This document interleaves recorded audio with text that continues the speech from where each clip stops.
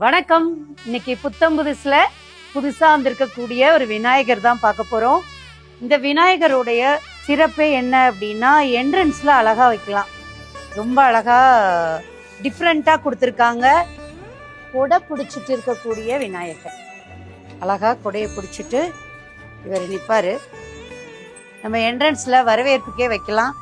இந்த காசி யாத்திரைக்கு மாப்பிள்ளை எல்லாம் போவாங்கல்ல, அது மாதிரி போகக்கூடிய ஒரு கோலத்துல இந்த விநாயகர் ரொம்ப அழகா இருக்காரு.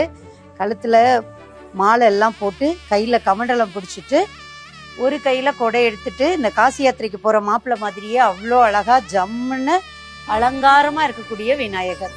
இந்த விநாயகருடைய உயரம் 27 இன்ச்சு, அதாவது 2.25 அடி.